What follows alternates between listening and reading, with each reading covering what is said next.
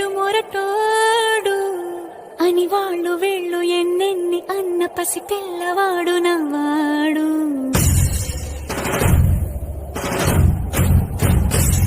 వీడు ముండోడు అని ఊరు వాడ అనుకున్న గాని మహారాజు నాకు నవ్వాడు.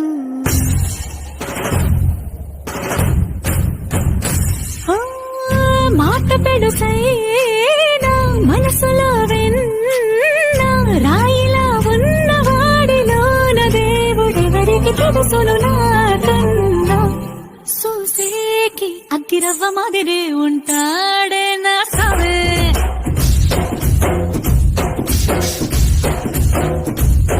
మెత్తాని పత్తి పువ్వుల మరే సంటాడే